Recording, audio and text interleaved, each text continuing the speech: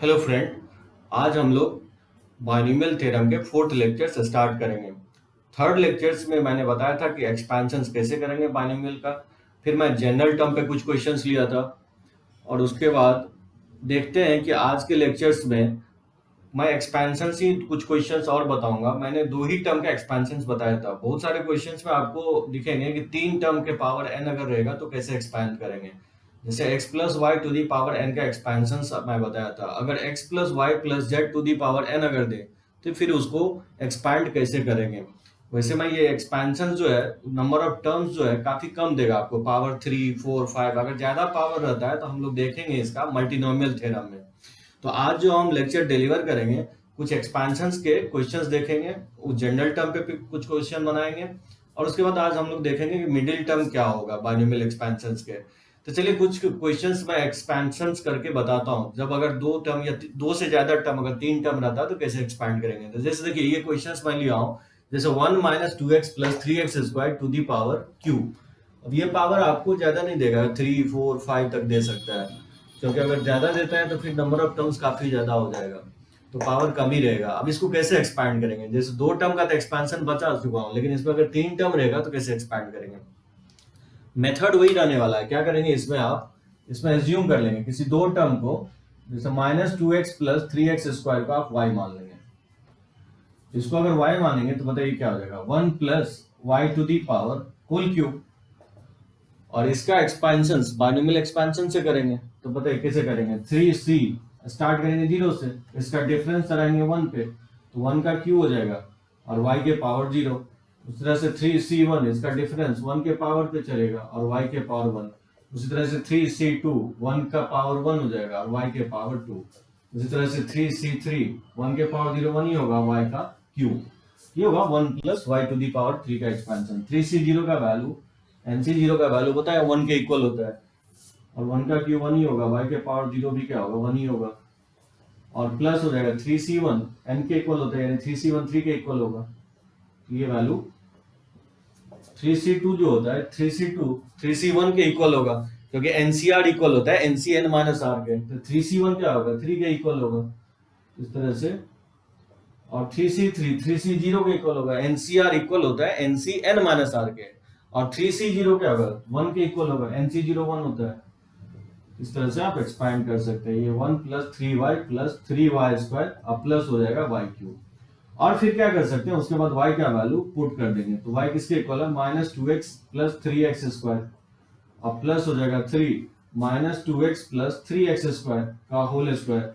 अब प्लस हो जाएगा -2x प्लस 3x² का ये होल क्यू हो जाएगा। और फिर इसको सिंप्लीफाई कर लेंगे तो ये 1 प्लस 3 से मल्टीप्लाई करेंगे तो ये हो जाएगा -6x और माइनस माइनस प्लस हो जाएगा 9x²।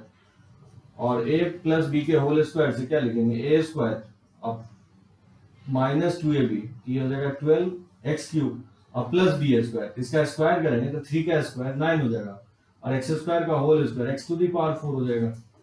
और फिर a प्लस बी क्यू से इसको एक्सपैंड कर सकते हैं, या तो बाइनोमियल एक्सपेंशन अप्लाई कर लेंगे, नहीं तो a प्लस बी का होल क्यू का फॉर्मूला तो आप जानते ही हैं।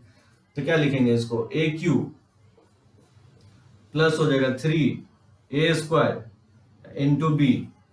अब प्लस हो जाएगा 3ab² यानी 3x² का होल स्क्वायर। अब प्लस हो जाता है b³ यानी 3x² का होल क्यू हो जाएगा।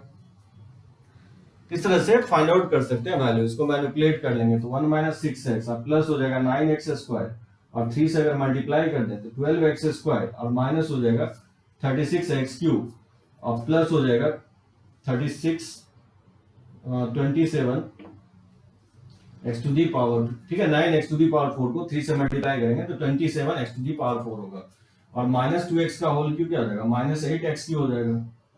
और फिर ये 4x² और 3 से मल्टीप्लाई करेंगे ये 12 होगा और 3 ये 36 हो जाएगा। और x² x to the power 4 हो जाएगा और ये माइनस साइन आ जाएगा। और ये 3 का स्क्वायर जो है 9 होगा और 9 3 36 होगा, 36 2 72 हो जाएगा। और यहाँ x के पावर 4 है और यहाँ x है, x टू दी पावर 5 हो जाएगा। और 3 का क्यू जो है 27 हो जाएगा और x टू दी पावर ये 6 हो जाएगा। इस तरह से फाइंड आउट कर सकते हैं इसका एक्सपेंशन। जो भी एक्स स्क्वायर वाला टर्म है उसको एड अप कर देंगे, एक्स के पावर 4 वाला टर्म को एक जगह लिख देंगे। इस तरह से आप एक्सपैंड कर सकते हैं। अगर 3 टर्म के पावर n देता है तो क्या करेंगे, किसी भी 2 टर्म को, जैसे मैंने -2x + 3x स्क्वायर को y माना, उसी तरह से आप चाहे तो 1 - 2x को y मान लेंगे, तो उससे क्या होगा, 2 टर्म में कन्वर्ट हो जाएगा। तो फिर बाइनोमियल एक्सपेंशन से फाइंड आउट कर लेंगे, एक्सपैंड कर लेंगे, और फिर बाद में y का वैल्यू पुट कर देंगे। तो इस तरह से आप 3 टर्म इवन 4 टर्म का एक्सपेंशन कर सकते हैं। कुछ इस तरह के भी क्वेश्चंस आपको दे सकता है कि जैसे इसको एक्सपैंड करके बताने के लिए, तो 1 प्लस जैसे 2√x टू दी पावर 5 और plus 1 - 2√x to the power 5, तो कैसे एक्सपैंड करेंगे इसको, तो क्या करेंगे, इसको अलग से एक्सपैंड कर लेंगे, इसको अलग से, और दोनों को ऐड कर देंगे। तो बताइए इसको एक्सपैंड करेंगे क्या होगा, 1 + 2√x टू दी पावर 5 को अगर एक्सपैंड करें तो जगह 5c0, इसका डिफरेंस 1 पे चलेगा, 2√x टू दी पावर 0 1 ही होगा, तो इसको लिख सकते हैं 5c1, और इसका डिफरेंस 1 पे चलेगा तो 1 ही होगा, और ये हो जाएगा 2√x टू दी पावर 1। ठीक है, तो 5c2, और इसका डिफरेंस 5 और 2 का डिफरेंस 1 पे चलेगा तो 1 के इक्वल होगा, और 2√x पे क्या चलेगा, 2√x पे होल स्क्वायर। उसी तरह से 5c3 2√x का होल क्यूब, उस तरह से 5c4 2√x to the power 4, और प्लस हो जाएगा 5c5 और 2√x टू दी पावर 5। अब इसको प्लस को एक्सपैंड कर दिया है, और माइनस को एक्सपैंड करेंगे क्या होगा, यहाँ पे प्लस है तो माइनस हो जाएगा, यहाँ पे प्लस है तो यहाँ माइनस हो जाएगा, यहाँ प्लस है तो फिर यहाँ माइनस हो जाएगा, और दोनों को ऐड अप कर देंगे। ठीक है, तो इस तरह से ऐड करके वैल्यू फाइंड आउट कर सकते हैं। तो इस तरह से एक्सपेंशन आपको 2 टर्म से ज्यादा देता है, तो इस तरह से एक्सपैंड करेंगे। तो चलिए कुछ क्वेश्चन हम लेते हैं जनरल टर्म पे, चलिए नोट कीजिए इसको। जैसे देखिए इस टाइप का क्वेश्चन दे सकता है कि find the coefficient of x to the power 4 in 1 + x + x² + x³ to the power 11। So last lectures में मैंने 2 टर्म था तो मैं उसका कोएफिशिएंट निकालने का तरीका बताया था। अगर मान लीजिए 3 टर्म या 4 टर्म रहेगा तो कैसे बनाएंगे, कोएफिशिएंट कैसे निकालेंगे, तो देखिए कैसे सॉल्व करेंगे इसको। 1 + x + x² + x³। देखिए यहाँ पे जो मैं बता रहा हूँ आपको, ये 4 टर्म जो है ना 2 टर्म में कन्वर्ट हो जाएगा। अगर नहीं कन्वर्ट होता है तो फिर मैं मल्टीनोमियल में बताऊंगा इसको। यहाँ पे मैं क्वेश्चन ऐसा ले रहा हूँ कि फैक्टराइज हो जाएगा, तो इसको फैक्टराइज करने की कोशिश करेंगे। जैसे 1 + x है, इसमें अगर x² कॉमन ले लें, ये 1 + x, ठीक है, टू दी पावर 11 हो जाएगा। इसको मैं लिख सकता हूँ 1 + x इंटू 1 + x²। तो 1 + x मैंने कॉमन ले लिया, तो यहाँ 1 बच जाएगा, और 1 + x कॉमन ले लिया तो यहाँ x², और पावर क्या होगा, डिस्ट्रीब्यूट हो जाएगा दोनों पे पावर 11 लगा देंगे। अब देख सकते हैं इसको और इसको आप एक्सपैंड कर सकते हैं। तो बताइए इसको एक्सपैंड करेंगे क्या होगा, 11c0, इसका डिफरेंस 1 पे तो 1 ही होगा, और x के पावर 0 तो 1 ही हो जाएगा। उसी तरह से 11c1, इसका डिफरेंस तो हमेशा 1 ही होगा, हर एक टर्म में इसका डिफरेंस 1 ही होगा, तो सिर्फ लोअर इंडेक्सेस चढ़ाते जाएंगे। सो 11c2 x², 11c3 x³ और 11c4 x के पावर 4। अब x के पावर 4 तक ही लिखिए। आप बोलेंगे कि x के पावर 4 तक ही क्यों लिखेंगे, क्योंकि मुझे x के पावर 4 तक ही कोएफिशिएंट चाहिए, तो फिर x to the power 5 x to the power 6 लिखने का कोई सेंस नहीं बनता है। तो जो कोएफिशिएंट जहां तक निकालना वहीं तक लिखेंगे, और इनटू, अब मान लीजिए इसको एक्सपैंड करते हैं 1 + x² टू दी पावर 11, तो क्या लिखेंगे 11c0, और 1 के पावर डिफरेंस तो 1 ही होगा, और x² का पावर 0 तो 1 ही होगा। उसी तरह से लिख सकते हैं 11c1, इसका डिफरेंस तो हमेशा 1 ही होगा, और लोअर इंडेक्सेस चढ़ाते जाएंगे x²। सो x² पे लोअर इंडेक्सेस चढ़ेगा 1 तो x² ही होगा।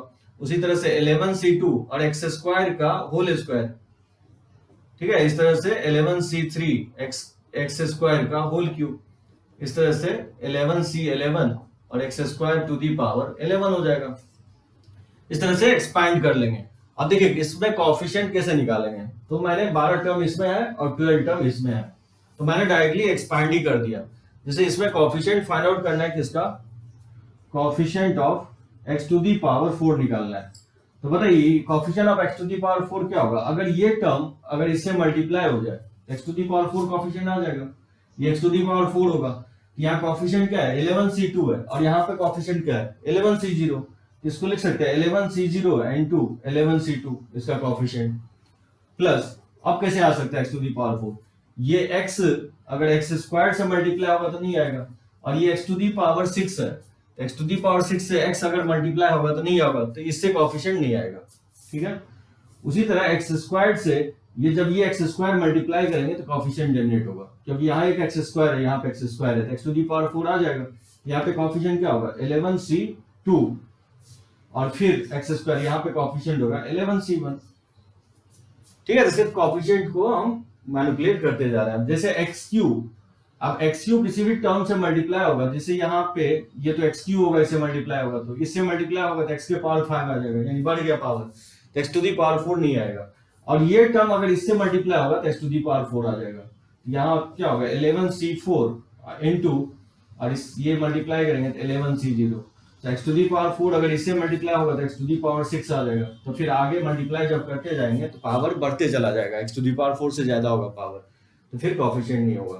तो देखिएगा ये 3 टर्म में आएगा एक्स टू दी पावर 4 का कॉफिशिएंट, और इसका वैल्यू आप निकाल सकते हैं। 11c0 1 होता है, इसको लिख सकते हैं 11 इंटू 10 बाय 2 फैक्टोरियल, 2 फैक्टोरियल 2 हो जाएगा, 11c2 हो जाएगा 11 इंटू 10 बाय 2 फैक्टोरियल, 2 फैक्टोरियल को 2 लिखेंगे, और 11c1 11 के इक्वल होगा, 11c4 को लिखेंगे 11 इंटू 10 इंटू 9 इंटू 8 अब फैक्टोरियल 4, फैक्टोरियल 4 को लिख सकते हैं 4 इंटू 3 इंटू 1, और 11c0 तो 1 ही होता है।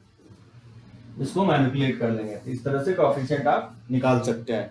तो जब भी 2 से ज्यादा टर्म देता है तो कॉफिशिएंट आप एक्सपैंड करके निकाल सकते हैं। वैसे भाई विदाउट एक्सपैंड करके भी निकाल सकते हैं, वो भी तरीका मैं आपको बताता हूँ।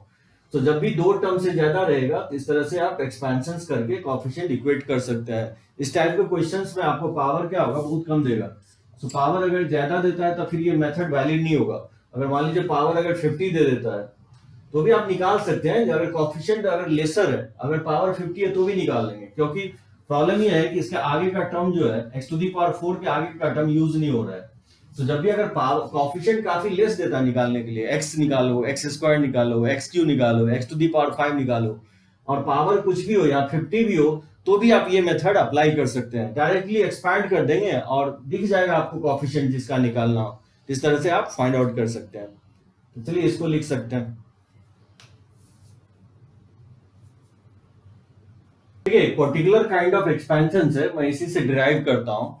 जैसे एक्सपेंशन मैं लर्न करवा चुका हूँ कैसे लिखते हैं। X plus y to the power n को बताया था, NC0 से शुरू करेंगे, इसका डिफरेंस जो है वो एक्स के पावर पे चढ़ाएंगे, और इसका जो लोअर इंडेक्सेस है वाई के पावर पे चढ़ाएंगे। तो यहाँ वाई के पावर 0 होगा, वो लिखा नहीं होगा। सो NC1 देख रहे हैं, और लोअर इंडेक्सेस इंक्रीज करते जाएंगे। सो n और 1 का डिफरेंस एक्स पे चढ़ा रहे हैं, और 1 जो लोअर इंडेक्सेस वो वाई पे चढ़ा रहे हैं। इस तरह से एक्सपेंशन होगा x plus y to the power n का। और ये मैं शॉर्टेस्ट मेथड बताया था कि शॉर्टकट जो है सिग्मा के टर्म में कैसे लिखेंगे इस एक्सपेंशन को। एक एक्सपेंशन और होगा इसमें, जैसे इसमें अगर हम पुट कर दें x के जगह 1 एंड y के जगह अगर हम x पुट कर दें तो बताइए क्या होगा। ये जगह 1 plus x to the power n, ये जगह NC0, यहाँ x के जगह 1 पुट करेंगे तो 1 हो जाएगा, ये जगह NC1 और ये 1 हो जाएगा, और y की जगह x पुट कर रहे हैं तो देखिएगा इस तरह का एक्सपेंशन आ जाएगा। So NCR x to the power r, इस तरह से एक्सपांड करते जाएंगे तो NCN x to the power n आ जाएगा। शॉर्टकट में अगर इसको लिखना चाहें तो x summation of r equal to 0 to n, ये हो जाएगा NCR x to the power r, ये इसका जनरल टर्म होगा। तो 1 plus x to the power n का भी एक्सपेंशन काफी इंपॉर्टेंट होगा, ये आपको ध्यान रखना है।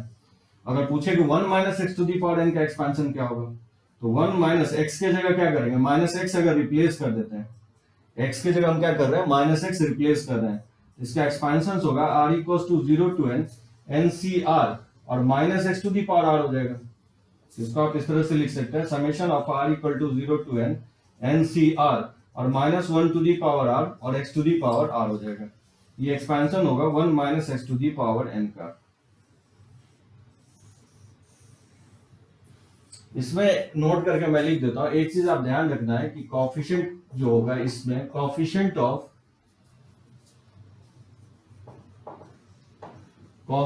Of x to the power r in 1 plus x to the power n, ये इक्वल होगा NCR के।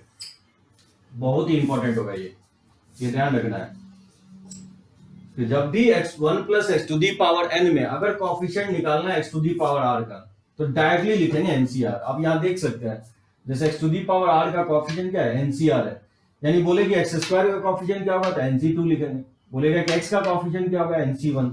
उसी तरह से बोले कि coefficient of x square in 1 plus x to the power n में क्या होगा, ये कोएफिशिएंट क्या होगा, अगर एक्स स्क्वायर का coefficient 1 plus x to the यहाँ 1 होना चाहिए नेसेसरली, तो ये फॉर्मूला अप्लाई करेंगे, यानी फर्स्ट टर्म यूनिटी होना चाहिए और सेकंड टर्म कुछ भी चलेगा, एक्स वाई 3x/2 इस तरह से कोई भी वैल्यू चलेगा।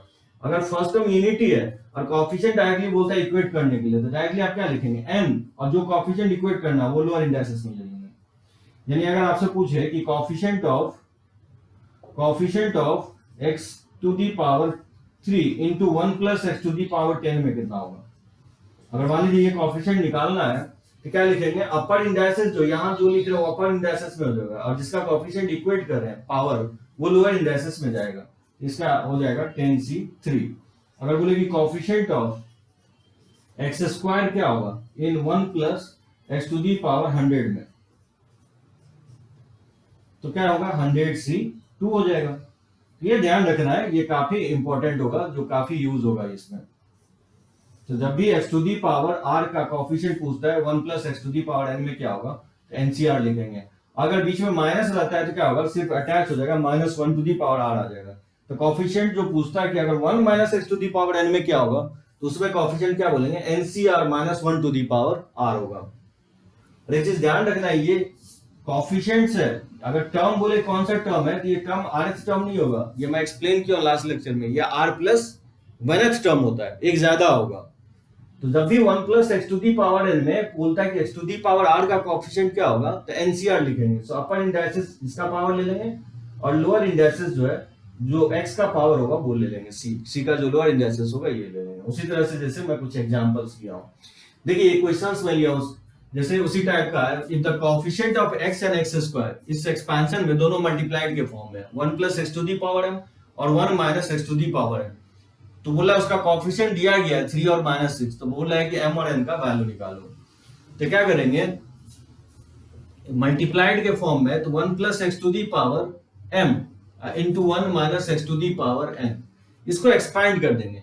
अभी जस्ट मैं कमेंट कर रहा था लास्ट क्वेश्चन में, जब भी coefficient x, x square, xu, x to the power 4 जब भी निकालना हो तो 2-4 टर्म आप क्या कीजिए, एक्सपैंड कर लीजिए।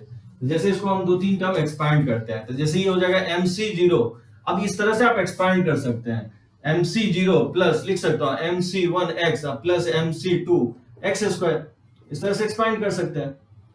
और एक्सपेंशंस बहुत ज्यादा तक नहीं करेंगे, क्योंकि हम मुझे एक्स स्क्वायर तक ही कोएफिशिएंट चाहिए था, आगे लिखेंगे नहीं, आगे डॉट डॉट डॉट डॉट लिख देंगे इनटू, और 1 minus x to the power n का एक्सपेंशन क्या होगा, nc0।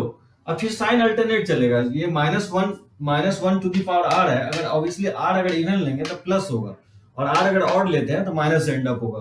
तो 0 पे प्लस होगा, फिर माइनस ले लेंगे nc1x, अब प्लस हो जाएगा nc2x स्क्वायर, उसी तरह से माइनस nc3x3, इस तरह से एक्सपैंड करते जाएंगे। अब बताइए इसमें निकालना है क्या, x का कोएफिशिएंट क्या होगा, तो कोएफिशिएंट ऑफ x अगर फाइंड आउट करेंगे तो क्या होगा। अब देखिए ये टर्म अगर किससे मल्टीप्लाई होगा, इससे मल्टीप्लाई होगा तो कांस्टेंट आएगा, हाँ अगर इससे मल्टीप्लाई होगा तो कोएफिशिएंट ऑफ x आएगा, तो इसको इससे मल्टीप्लाई करेंगे तो क्या होगा, कोएफिशिएंट इसका क्या होगा mc0, और ये हो जाएगा माइनस nc1, ठीक है, ये इससे मल्टीप्लाई होगा तो x का कोएफिशिएंट आ जाएगा। सो कोएफिशिएंट इक्वेट कर रहे हैं, आप देख सकते हैं इसको जब इससे मल्टीप्लाई करेंगे तो एक्स स्क्वायर का कोएफिशिएंट आएगा, तो फिर आएगा नहीं इससे, फिर आगे कोएफिशिएंट क्या होगा, बढ़ते चला जाएगा, एक्स क्यू आ जाएगा, तो इसको छोड़ देंगे। मुझे कोएफिशिएंट ऑफ एक्स इससे भी आ सकता है जब ये इससे मल्टीप्लाई होगा, तो बताइए इसको मल्टीप्लाई करेंगे तो क्या होगा mc1 और ये हो जाएगा mc0, तो इससे कोएफिशिएंट ऑफ एक्स आ जाएगा, जब इससे मल्टीप्लाई करेंगे तो एक्स स्क्वायर हो जाएगा, जब इससे मल्टीप्लाई करेंगे एक्स क्यू हो जाएगा, तो पावर बढ़ते जा रहा है तो कोएफिशिएंट ऑफ एक्स नहीं आएगा, और एक्स स्क्वायर किसी भी टर्म से होगा तो एक्स स्क्वायर आएगा या एक्स स्क्वायर के हायर पावर आएगा, तो फिर कोएफिशिएंट जनरेट नहीं होगा। तो बेसिकली कोएफिशिएंट ऑफ एक्स ये आ जाएगा, mc0 1 होता है और ये माइनस n हो जाएगा, mc1 m होता है और ये 1 होता है, तो ये वैल्यू हो जाएगा m माइनस n, और ये आपको दिया गया है क्वेश्चंस में। कोएफिशिएंट ऑफ एक्स किसके इक्वल है, कोएफिशिएंट ऑफ एक्स 3 के इक्वल है, इसको 3 के इक्वल कर देंगे, इससे यहां से एक इक्वेशन आएगा। उसी तरह से हम फाइंड आउट करेंगे कोएफिशिएंट ऑफ एक्स स्क्वायर, तो बताइए कोएफिशिएंट ऑफ अगर एक्स स्क्वायर निकालना हो तो कैसे निकालेंगे, ये कांस्टेंट टर्म जब इससे मल्टीप्लाई होगा तो कोएफिशिएंट ऑफ एक्स स्क्वायर आएगा, तो बताइए क्या होगा कोएफिशिएंट ऑफ एक्स स्क्वायर, ये हो जाएगा mc0 इनटू nc2 और प्लस, ठीक है, ये इससे मल्टीप्लाई होगा तो कोफिशिएंट ऑफ एक्स स्क्वायर आएगा। इसके आगे जब मल्टीप्लाई करेंगे तो फिर पावर बढ़ते चला जाएगा, और ये जब इससे मल्टीप्लाई होगा तो कोफिशिएंट ऑफ एक्स स्क्वायर आएगा, वो क्या होगा MC1, और यहां पे मल्टीप्लाई करेंगे तो माइनस हो जाएगा NC1। ठीक है, तो इससे आ जाएगा कोफिशिएंट ऑफ एक्स स्क्वायर, और फिर जब ये टर्म ये कांस्टेंट से मल्टीप्लाई होगा तो कोफिशिएंट ऑफ एक्स स्क्वायर आएगा, वो क्या होगा, वो हो जाएगा प्लस MC2, यहाँ MC2 है और यहाँ पे NC0 है, ये हो जाएगा NC0। तो यहां से लिख सकते हैं कि MC0 का वैल्यू 1 होता है और NC1 का value n into n minus 1 bye factorial 2, factorial 2 को 2 लिख देंगे, और ये प्लस माइनस माइनस आ जाएगा, और ये m इंटू n, और फिर प्लस हो जाएगा MC2, यानी m into m minus 1 by 2, और NC0 का वैल्यू जो होता है 1 होता है, और ये आपको दिया गया किसके इक्वल है, ये वैल्यू इक्वल है -6 के। ठीक है, तो ये वैल्यू आप फाइंड आउट कर सकते हैं, क्या करेंगे, m का वैल्यू निकाल के इसमें पुट कर देंगे तो n आ जाएगा। एनीवे दो इक्वेशन और दो वेरिएबल है, सिंपलीफाई करना है, सो m का वैल्यू निकाल के इसमें पुट कर दीजिए तो n आ जाएगा, और जब n आ जाएगा तो इसमें पुट कर देंगे तो m भी निकल जाएगा। इस तरह से आप फाइंड आउट कर सकते हैं m और n का वैल्यू। ये एक्सपेंशन काफी इंपॉर्टेंट होगा, ठीक है, ये एक्सपेंशन हम लोग काफी इंपॉर्टेंट होगा, आगे चल के देखेंगे काफी क्वेश्चंस। और इसमें ये याद रखना है आपको कि 1 plus x to the power n का coefficient, x to the power r का coefficient 1 plus x to the power n में क्या होगा, डायरेक्टली आप लिखेंगे NCR होगा। तो चलिए इसको लिखिए, नोट कीजिए। जैसे देखिए वही एक मैं फॉर्मूला मैं आपको बता रहा हूं कि rth term from the and, sometimes क्या बोलता है कि स्टार्टिंग से नहीं बोलेगा, आपको स्टार्टिंग से 5th टर्म या स्टार्टिंग से 10th टर्म निकालना हो तो वो बहुत इजीली आप जनरल टर्म से निकाल सकते हैं। समटाइम्स क्या बोलेगा 5th टर्म एंड से निकालो, किसी भी एक्सपेंशंस को देखने का तो भी होगा, लेफ्ट टू राइट भी देख सकते हैं और राइट टू लेफ्ट देख सकते हैं। तो बिगिनिंग से जब देखेंगे तो लेफ्ट टू राइट देखेंगे एक्सपेंशंस, इधर से इधर देखेंगे, लेकिन अगर एंड से बोलता है तो राइट से लेफ्ट देखेंगे। जैसे वो देखिए इस टाइप का क्वेश्चन आपको दिखेगा 11th term from the beginning, और बोल रहा है कि 11th term from the and, मतलब इस एक्सपेंशन से बोल रहा है कि स्टार्टिंग से 11वां टर्म निकालो, और एंड से भी बोल रहा है कि 11th टर्म निकालो। तो देखिए ये मैं लिख रहा हूं कि अगर एंड से rth टर्म निकालना है तो बिगिनिंग से क्या होगा, n minus r plus 2 term होगा बिगिनिंग से। अब बोलेंगे ये कैसे आ रहा है, तो इसको आप देख सकते हैं, जैसे मान लीजिए x प्लस वाई का, इसको मैं एक्सप्लेन करने की कोशिश कर रहा हूं, x प्लस वाई का होल क्यूब में जब आप इसको एक्सपैंड करेंगे तो कितना टर्म आएगा, इसमें टोटल 4 टर्म आएगा, इसमें टोटल 4 टर्म होगा, 1 2 3 4, देखिए 4 टर्म लिख नहीं रहा हूं मैं टर्म, तो टोटल 4 टर्म होगा, क्योंकि हम बताया कि n अगर जो भी होता है n उससे एक ज्यादा टर्म होता है, अगर 3 है तो इसमें 4 टर्म होगा। अगर इसको देखें एंड से कौन सा टर्म होगा, स्टार्टिंग से नहीं देखना है मेरे को एंड से देखना है, एंड से देखेंगे तो ये सेकंड टर्म होगा। ठीक है, तो r का वैल्यू ये क्या हो गया, सेकंड होगा, मतलब सेकंड टर्म फ्रॉम एंड। तो मैं बोल रहा हूं कि इस टर्म को स्टार्टिंग से देखना चाहते हैं, तो मैं बोल रहा हूं कि स्टार्टिंग से क्या होगा, n माइनस r प्लस 2 होगा, n minus r plus 2th term होगा, 2th टर्म फ्रॉम बिगिनिंग। ठीक है, बिगिनिंग से n minus r plus 2 term होगा। देखते हैं n अगर 3 है और r अगर 2 है तो देख सकते हैं यहाँ पे कैंसिल आउट हो जाएगा 2 2, तो ये क्या आ जाएगा, थर्ड टर्म आ जाएगा।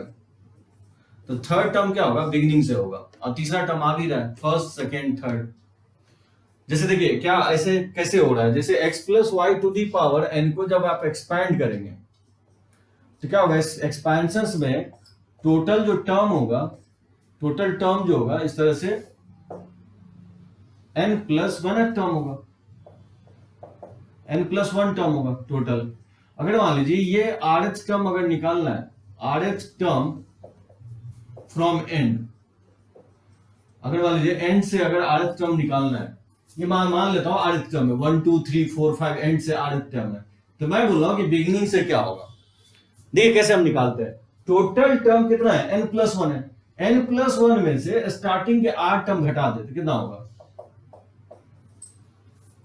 स्टार्टिंग से अगर बोलते एंड से बोलते हैं rth टर्म क्या होगा, तो मैंने क्या किया कि टोटल टर्म में से मैंने rth टर्म घटा दिया, तो स्टार्टिंग से होगा क्या, नहीं स्टार्टिंग से क्या होगा कि ये भी टर्म घट जाएगा। जैसे यहां पे देखिए कि r का n का वैल्यू 3 है, तो टोटल टर्म कितने आ रहा है, 4 आ रहा है। अगर मान लीजिए r 2 है, अगर टोटल टर्म्स 4 है, ये बेसिकली n+1 है। ये कितने टर्म्स है? n+1। यहाँ n का वैल्यू क्या है? 3, यानी 4 टर्म है। तो 4 में से अगर 2 को घटा देंगे तो कितना आएगा? 2 आएगा। तो क्या ये सेकंड टर्म है स्टार्टिंग से? नहीं, थर्ड टर्म है। तो प्रॉब्लम क्या हुआ कि टोटल टर्म में से अगर r को घटाएंगे तो ये टर्म भी सब्ट्रैक्ट हो जाएगा। तो इस टर्म को क्योंकि काउंटिंग में लाना है तो क्या करेंगे? +1 कर देंगे। अब इस लॉजिक को समझिए, मैं बोल रहा हूं कि टोटल टर्म n+1 है और मैं बोल रहा हूं कि rth टर्म अगर निकालना है एंड से तो स्टार्टिंग से क्या होगा कि मैं बोल रहा हूं कि टोटल टर्म n+1 में से r को अगर सब्ट्रैक्ट कर देंगे तो स्टार्टिंग से नहीं आएगा। प्रॉब्लम ये होगा कि टोटल में से r टर्म अगर घटा देंगे तो ये टर्म इटसेल्फ घट जाएगा। तो क्या करेंगे? n+1 टोटल में से 4 में से अगर 2 को घटाएंगे तो 2 आएगा, लेकिन क्योंकि ये टर्म भी सब्ट्रैक्ट हो गया तो इसको ऐड करना पड़ेगा। सो टोटल n+1 है और rth टर्म ये है, तो rth टर्म अगर सब्ट्रैक्ट करेंगे तो ये भी टर्म सब्ट्रैक्ट हो जाएगा। तो उसमें क्या करेंगे? इस टर्म को लाने के लिए +1 आप ऐड करेंगे। तो ये वैल्यू किसके इक्वल आएगा? n - r + 2th टर्म आएगा फ्रॉम द बिगिनिंग। ये बिगिनिंग से आएगा, ठीक है। ये फॉर्मूला या तो आप मेमोराइज रख सकते हैं या नहीं भी रखेंगे तो क्वेश्चंस बन जाएगा, नहीं भी रखेंगे तो बन जाएगा। देखिए मैं दोनों तरीके से बताता हूं इस क्वेश्चंस को। जैसे 11th टर्म बिगिनिंग से चाहिए तो देखिए 11th टर्म बिगिनिंग से तो बहुत इजीली निकल जाएगा। जैसे T11 चाहिए, 11th टर्म फ्रॉम बिगिनिंग, तो क्या लिखेंगे बताइए? 25 C। यहां क्या लिखेंगे? क्योंकि 11 टर्म निकालना है तो यहाँ 11 ही लिखेंगे। क्या लिखेंगे आप? एक कम लिखेंगे 10, क्योंकि यहाँ r+1 लिखते हैं तो यहाँ पे हम लोग r लिखते हैं। और इसका डिफरेंस चलाएंगे 2x पे, तो बताइए 25 और 10 का डिफरेंस क्या होगा? 15 होगा, तो वो 2x के पावर पे चलाएंगे। और -1/x² आप चलाएंगे इसका लोअर इंडेक्सेस, तो 10। तो बेसिकली ये होगा आपका 11 टर्म बिगिनिंग से। अगर बोलता है कि 11 टर्म फ्रॉम द एंड क्या होगा? जैसे मैं डैश ले लेता हूं, that is 11th term from and, ठीक है, 2x - 1/x² to the power 25। तो 11th term from the end in 2x - 1/x² to the power 25। देखिए अगर इस फॉर्मूले को यूज नहीं करना हो, जैसे मुझे ये फॉर्मूला से तो यूज अगर करना चाहे तो n+r + 2th बिगिनिंग से लिख देंगे, क्योंकि n दिया गया 25 और r का वैल्यू क्या है? 11 है। अगर मैं बोल रहा हूं कि इस फॉर्मूला का यूज नहीं करना हो, जैसे मैं बोल रहा हूं कि ये टर्म सेकंड है, मैं इस एक्सपेंशन को पलट दूं, ये एंड से सेकंड है तो स्टार्टिंग से क्या हो जाएगा? सेकंड ही रहेगा। तो समझिए, इस लॉजिक को समझने की कोशिश कीजिए। मैं बोल रहा हूं कि इस 4 टर्म में ये एंड से सेकंड टर्म है, तो मैं जानना चाहता हूं कि अगर इस एक्सपेंशन को पलट दे तो क्या होगा? स्टार्टिंग से सेकंड टर्म हो जाएगा। तो ये ध्यान रखना है। मैं बोल रहा हूं कि rth term from end in x + y to the power n, ये बेसिकली इक्वल हो जाएगा rth term from beginning in y + x to the power n, ठीक है। अगर जब भी बोलता है कि rth टर्म एंड से क्या होगा इस एक्सपेंशन में, तो क्या करना है आपको? एक्सपेंशंस को बस पलट देना है। तो क्या आएगा? rth term from the beginning आ जाएगा। तो जब भी एंड से बोलता है rth टर्म क्या होगा, तो इस एक्सपेंशन को जस्ट आपको क्या करना है? पलट देना है। तो क्या करेंगे? अगर बोलता है कि 11th टर्म एंड से क्या होगा, तो हम क्या लिखेंगे? 11th term from the beginning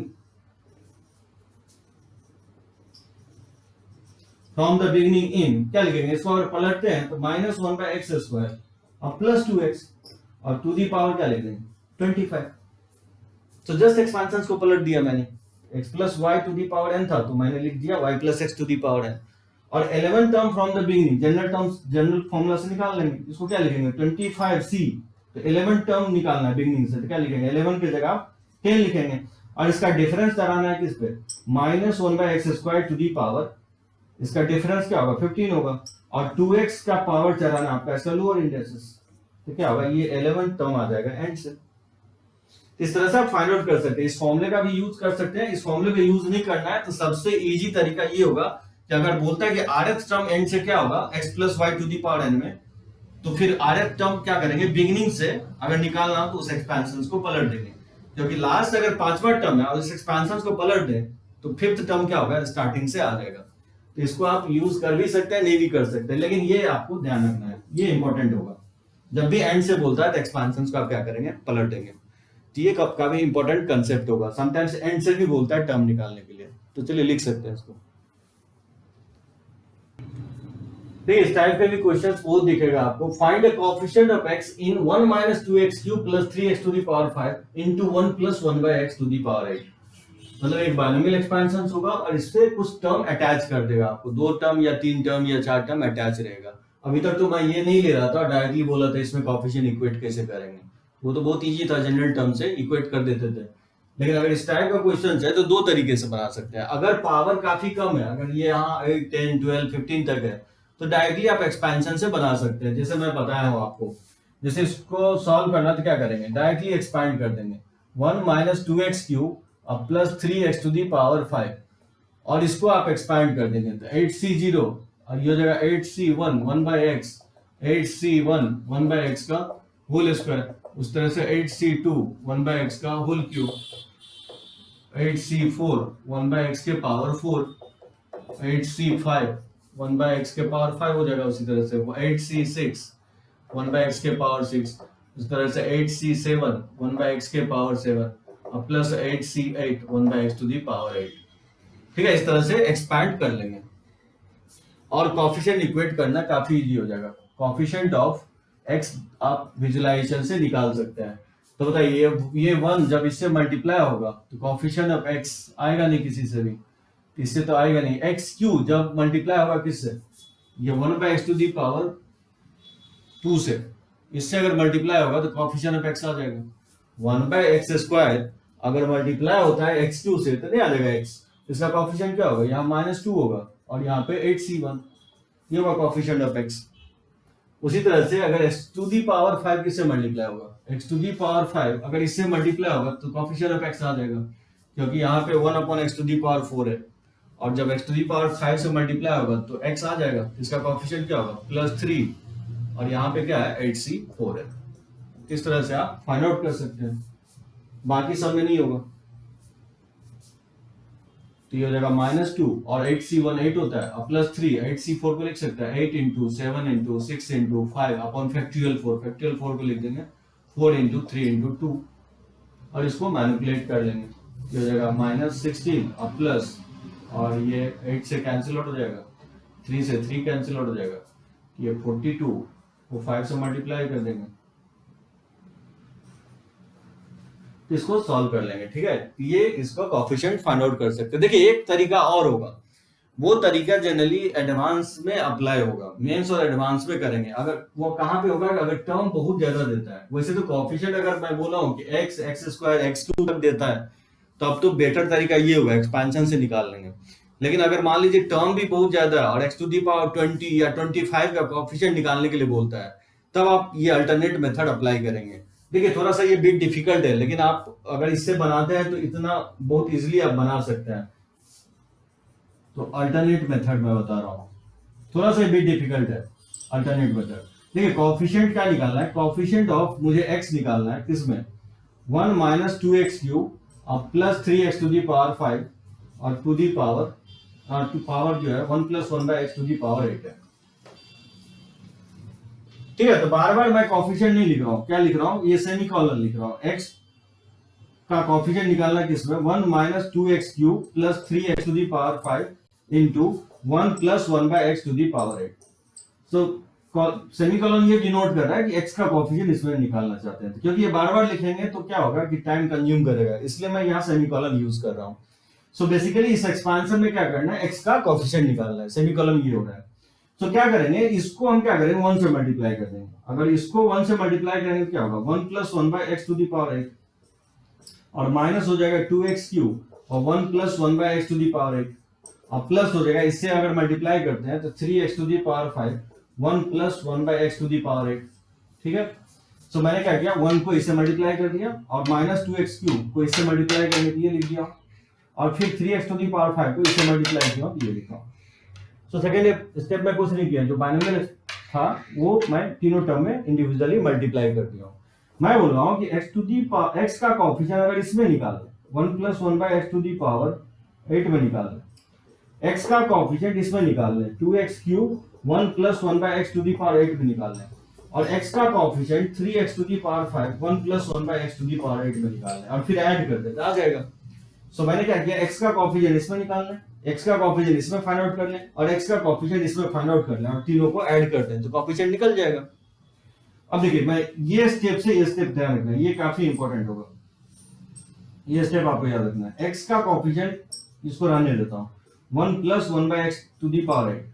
और क्या करेंगे, जैसे आप x³ क्या करेंगे, हटाना चाहते हैं हम, तो x³ जब भी हटाना हो तो क्या करेंगे, x से डिवाइड कर देंगे। अब बताइए, x को x³ से डिवाइड करेंगे तो ये क्या आएगा, 1/x² आएगा, और इसको लिख सकते हैं x⁻²।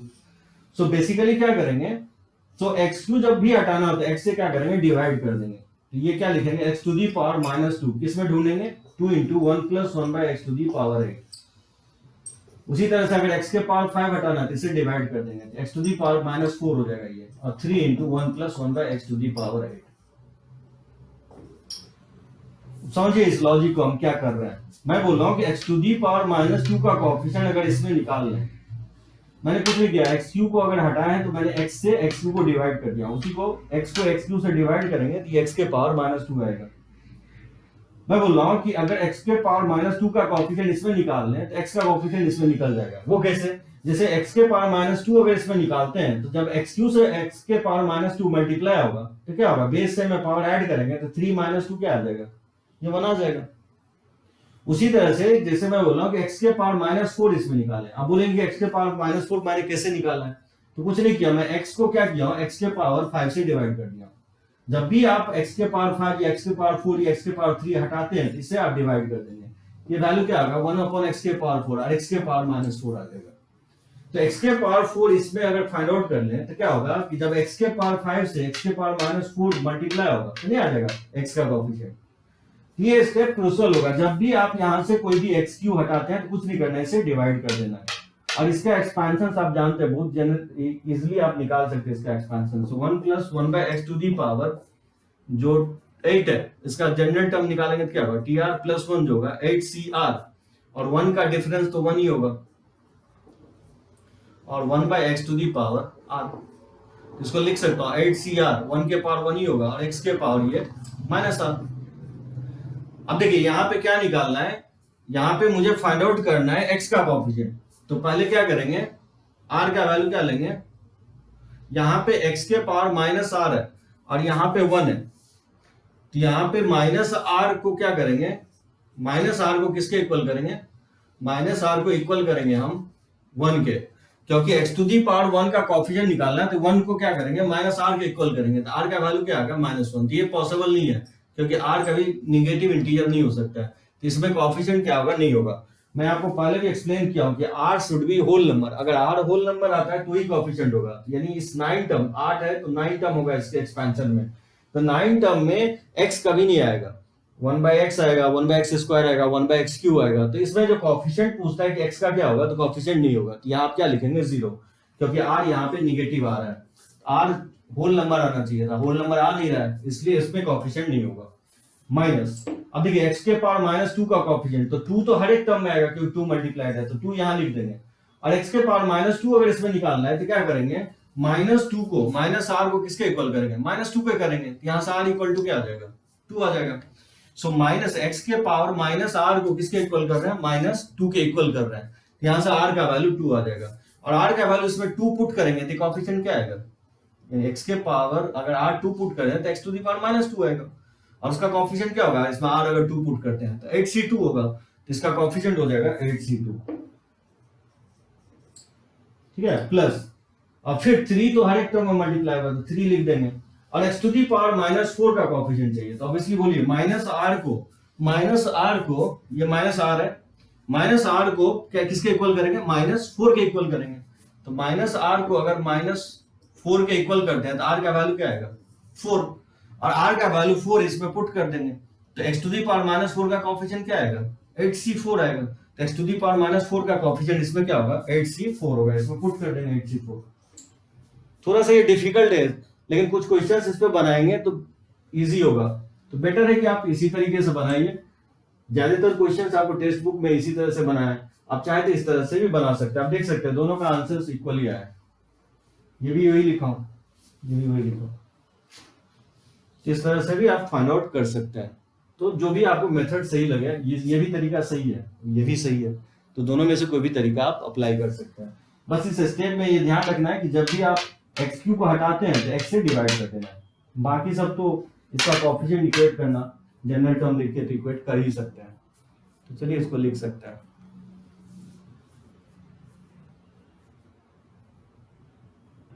चलिए देखते हैं कि बायनोमियल एक्सपेंशन में मिडिल टर्म कैसे पता करेंगे।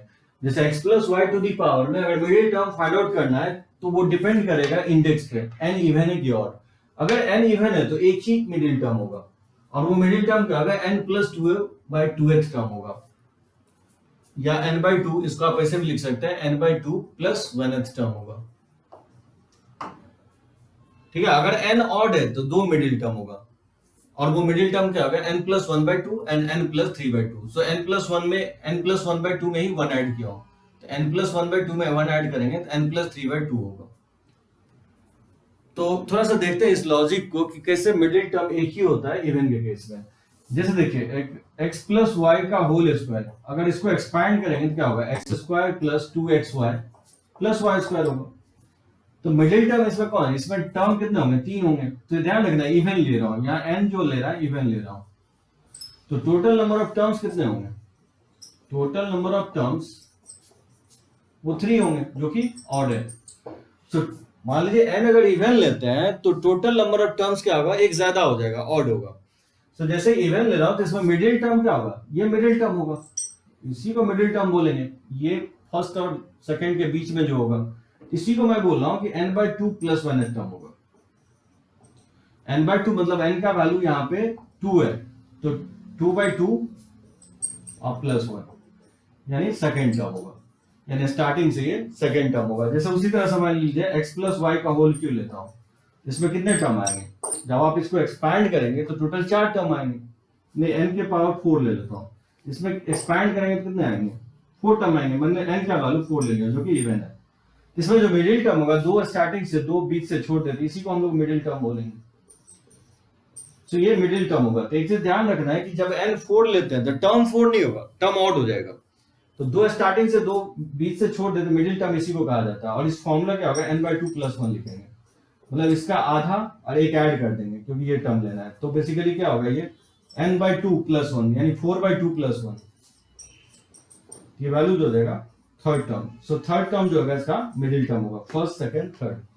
उसी तरह से अगर n ऑड लेते हैं, जैसे n का वैल्यू मैं 3 ले लूं, जैसे x प्लस वाई का होल क्यू लेते हैं, तो जब आप इसको एक्सपैंड करेंगे कितने टर्म आएंगे, इसमें 4 टर्म आएंगे।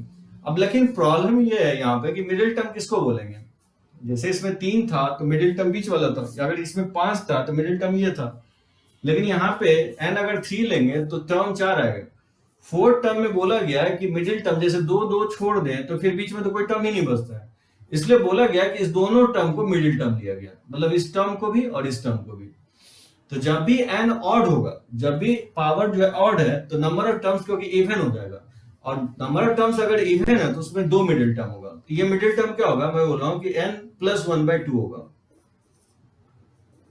और ये हो जाएगा n plus 1/2 plus 1th term हो जाएगा। सो n यहाँ पे 3 है, इसमें 3 पुट कर देंगे, 3 प्लस 1/2, ये नहीं हो जाएगा, सेकंड हो जाएगा। और इसमें n की जगह 3 पुट करेंगे तो 2 प्लस 1, तो ये वैल्यू क्या होगा, थर्ड हो जाएगा। ठीक है, तो दो मिडिल टर्म होगा, second and third. So n odd है तो इसमें दो मिडिल टर्म होगा। जैसे x प्लस वाई के पावर 5 में अगर इसको एक्सपैंड करेंगे क्या होगा, 6 टर्म होगा, 1 2 3 4 5 6, 6 टर्म होंगे। तो 6 टर्म में दो इधर से छोड़ दे, दो इधर से छोड़ दे, तो ये दोनों क्या कहलाएगा, मिडिल टर्म कहलाएगा। ये दोनों मिडिल टर्म होगा। तो निकालेंगे कैसे, इस वाले फॉर्मूले से, n प्लस 1/2। तो ये 5 है, n का वैल्यू 5 है, तो 5 इसमें पुट करेंगे तो ये बेसिकली क्या होगा, थर्ड टर्म हो जाएगा, और उसमें एक ऐड कर देंगे तो ये क्या हो जाएगा, फोर्थ टर्म। तो इसमें दो मिडिल टर्म होगा। जैसे एक फॉर्मूले है, मेमोराइज रखेंगे, अगर n इवन है तो मिडिल टर्म n/2 प्लस 1 होता है, और अगर n ऑड है तो उसमें दो मिडिल टर्म होंगे, और वो मिडिल टर्म होंगे n प्लस 1/2, और दूसरा होगा n प्लस 1/2 में 1 ऐड कर देना है, तो उसी तरह से n प्लस 3/2 हो जाएगा। तो ये एक फॉर्मूले की तरह मेमोराइज रख सकते हैं।